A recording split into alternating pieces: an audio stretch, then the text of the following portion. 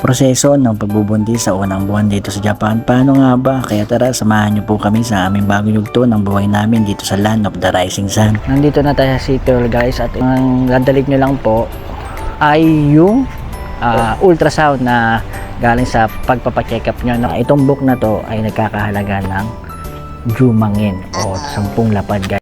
Hi guys, samahan niyo po pala kami sa simpleng buhay namin sa Japan. This is Airi and this is Akira and this is Mami Lita and this is me, Makolis Vlog. Let's go!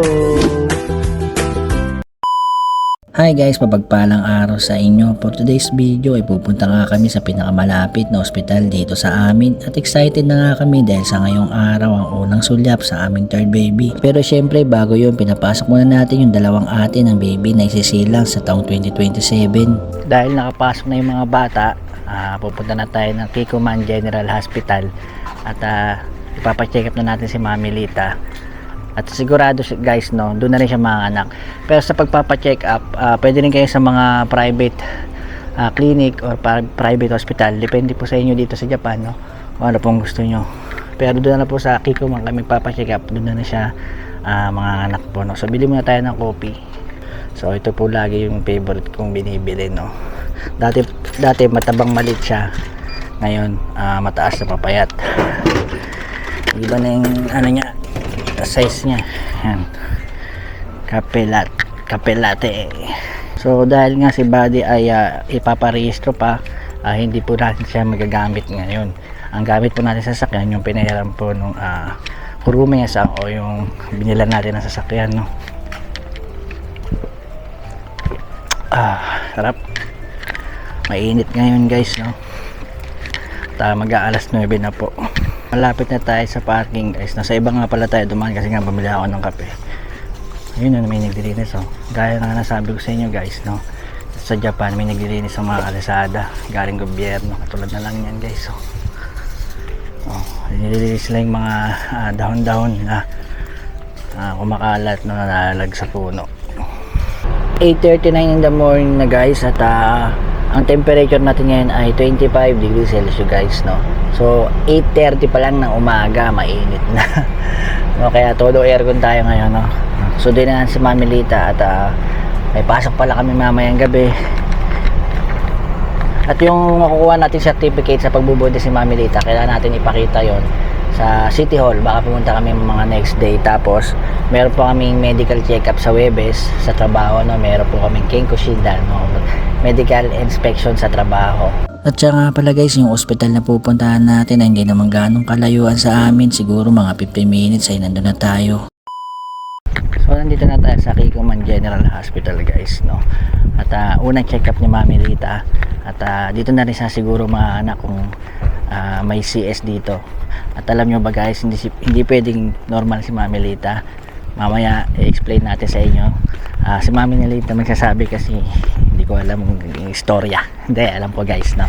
Mamaya guys, explain namin sa inyo. Bali may card na pala si Mami Lita sa hospital na ito, kaya dito na kami sa machine diretso. Pero kapag wala, dito sa information pumunta. At syempre kailangan din ng may number card. Ito na pala yung hinahanap sa mga hospital ngayon. At pagkatapos ay pupunta na po kayo sa reception kung saan department kayo. At karamihan nga pala ng hospital ngayon dito sa Japan, may papakita sa inyo QR code at scan nyo lang, at online fill up nga kung ano pong sadya nyo. Pagkatapos fill up yung sa online QR code, ay ibabalik natin yung cellphone kasi may lalabas na QR code ulit, at i-QR code din nila doon sa reception. Anong timbang mo ngayon? 60. Nasaan?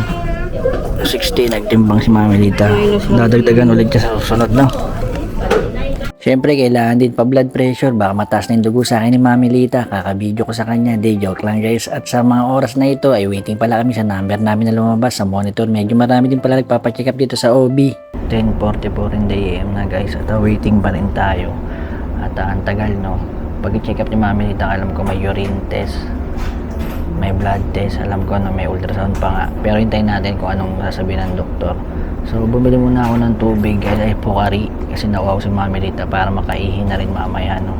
So yung normal pala dito pag naanak kayo, meron din painless, no. So medyo may kamahalan siya, 12 lapad o 120,000 yen. Ayan po yung picture guys, no. So hindi naman magiging normal si Mami Lita kasi hindi nga siya pwedeng mag-normal, no.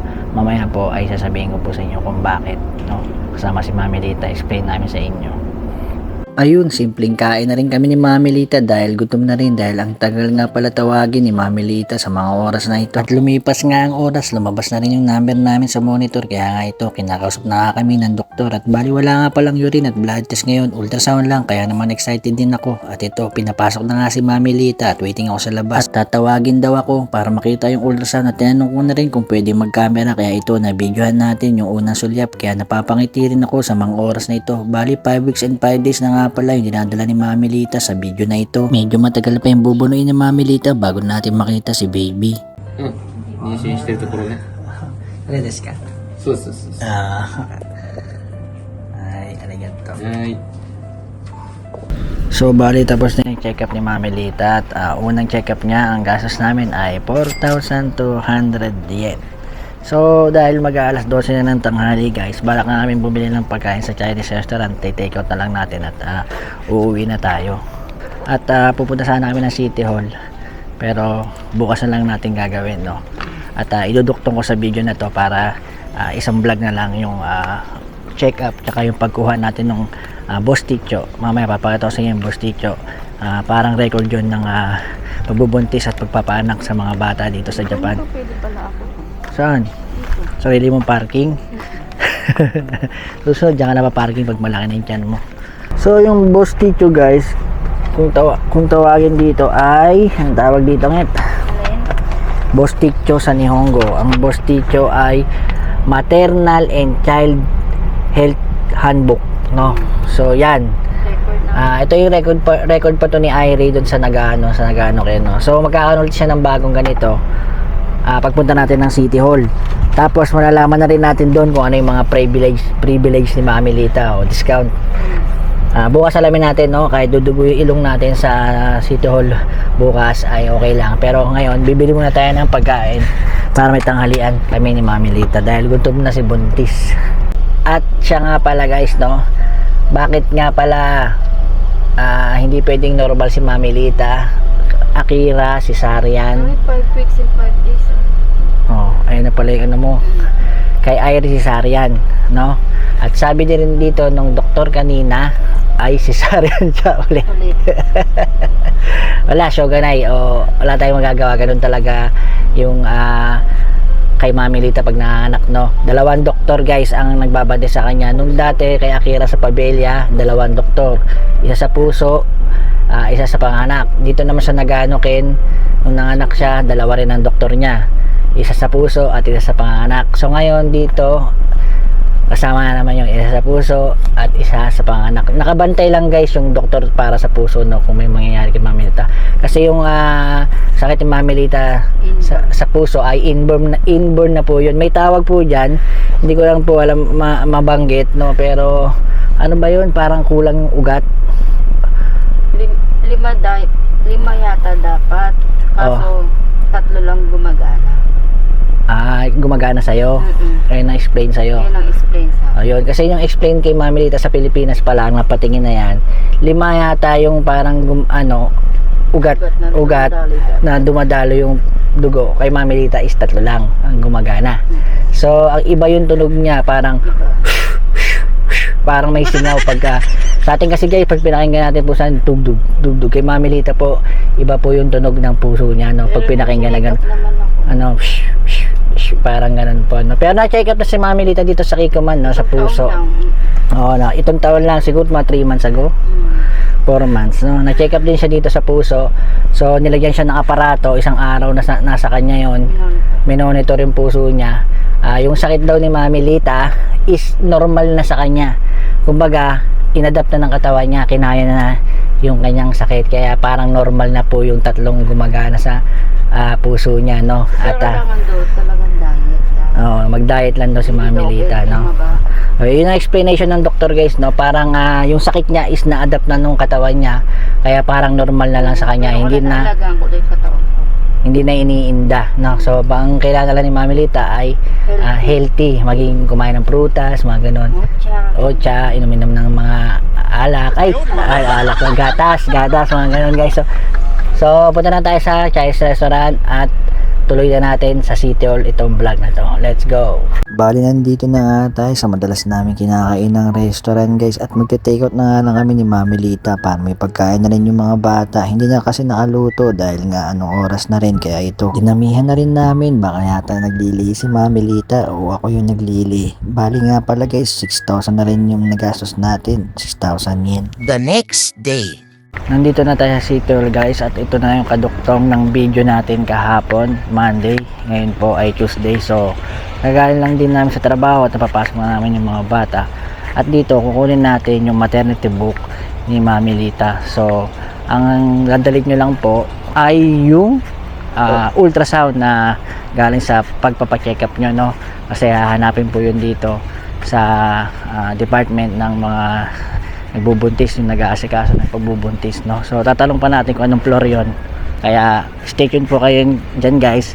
Kung sakaling baka may matutunan po kayo o may makuha kayong impormasyon sa mga ginagawa natin dito sa buhay sa Japan, no? 8:50 na, guys, no? Ang alam ko 8:30 rin bukas. 8:30 ba bukas niyan? 9 di ba? 8:30 pa lang bukas, no? So pupunta muna tayo ng information para tanungin natin kung anong floor yung mga nagbubuntis o ninshin kung tawagin.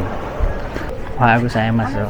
Ito, ninshin no hanasu doko desu ka? 保健センターですね。隣。 Tonari ka? 4階の。 4階。 4階。 Wakarimashita. Arigasaimasu. はい。 Yun, guys, no? Hindi kayo pupunta mismo dito sa City Hall. Lahat ng City Hall ay may katabing building po yan. Parang welfare, no? Doon po kayo pupunta. Hindi ko naintindihan yung sinabi niya kung tawag sa building, pero mamaya alamin natin yung tawag sa building na to. Ito na rin building ngayon, no? Oo, naalala ko na, dyan pala kayo pumunta ni Mina. Ayun na yung building na puti. Diba dyan inano si Irie? Yung check up. Ay, pumili tayo. Ay, hindi ka baka, hindi ka kasama. Kaming dalawa lang pala yun. Yung medical check up ng City Hall. Meron kasing ano, guys, yung papadala kayo ng sulat ng City Hall o welfare na to, overall check up ng bata, no? Ang galing nila dito, no? Talagang maasikaso sila sa mga bata talaga, eh. Yung katulad niya, may mga allowance din sila. Ito yata yung white building. So yan, guys, dyan tayo pupunta sa white building na yan. Hindi ko mabasa yung kanji, pero center yung ano, no, yung katakara niya. Yan, hindi ko na-guess yung nasabi kanina, eh. Yan, sa Ubitud tayo pupunta. Sa mga oras na ito, guys, ay pakit tayo ng 4th floor, no? So translate tayo kasi para mabasa natin. Ayaw. Yan, saan kaya dito? Saan kaya naalala ko? Pumunta kami dun sa information. Tapos dito pumasok kami sa pinto dito para nagsulat kami ni Mina dito. Naalala ko dito. Yan, kausapin mo lang yung information dyan. Sabihin mo, boss teacher, no, Hanas, yung ano, maternity book.